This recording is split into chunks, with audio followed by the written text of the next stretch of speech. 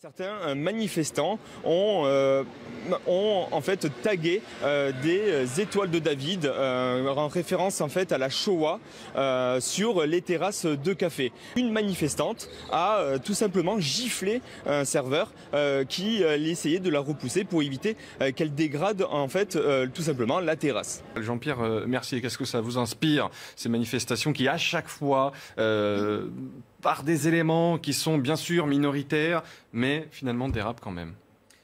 Oui, c'est toujours un peu le même constat. Évidemment qu'on ne peut pas cautionner des tags antisémites, c'est une évidence. On ne peut pas non plus cautionner qu'un serveur qui fait simplement son boulot et qui est absolument pour rien dans la politique d'Emmanuel Macron de la gestion de la crise sanitaire puisse recevoir une gifle, c'est évident. Maintenant, ces manifestations ne peuvent pas se résumer simplement à ces faits. C'est des centaines de milliers de personnes qui défilent tous les samedis en plein été. C'est une évidence qu'il y a une colère qui s'exprime, qui est beaucoup plus large que ces quelques centaines de milliers de personnes qui manifestent. Vous savez, on va bientôt arriver au 1er septembre.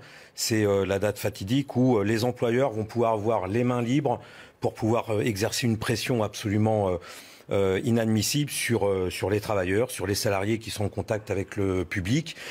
Cette politique d'Emmanuel Macron avec ce pass sanitaire et cette vaccination obligatoire, c'est vraiment une opération politique qui est destinée à vraiment se déresponsabiliser, essayer de monter ceux qui sont vaccinés contre ceux qui ne sont pas vaccinés, d'essayer de faire oublier qu'en 18 mois, il n'a toujours pas embauché les infirmières qu'il faut, il n'a toujours pas embauché le personnel soignant qu'il faut, les lits sont toujours fermés, et c'est contrainte sur la population, sur les travailleurs. Par contre, alors là, sur les actionnaires de Pfizer, de Moderna, sur le CAC 40, il y a ces libertés totales. On a aujourd'hui, je rappelle simplement que les laboratoires pharmaceutiques, ces big pharma, ont osé augmenter le prix de la dose.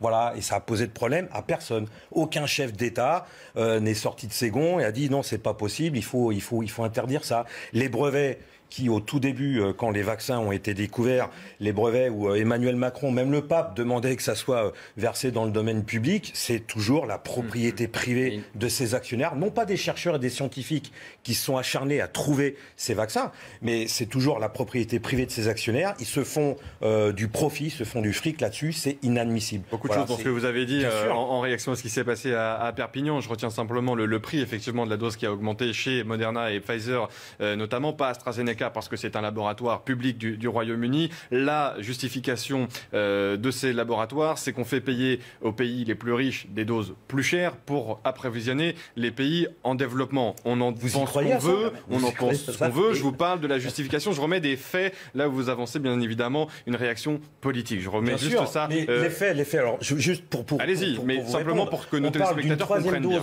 On parle d'une troisième dose dans les pays riches.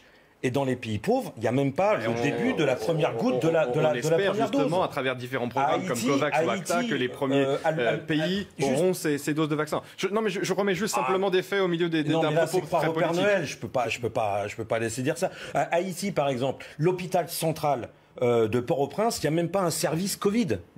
Alors qu'ils sont à quelques kilomètres de la première puissance mondiale. C'est quoi cette société qui marche sur la tête ? On aura toujours le Covid dans les pattes si le reste du monde n'est pas vacciné. Alors là, on peut pas compter sur les pays riches pour le faire. Et ça, on est d'accord évidemment avec ce que vous venez de dire.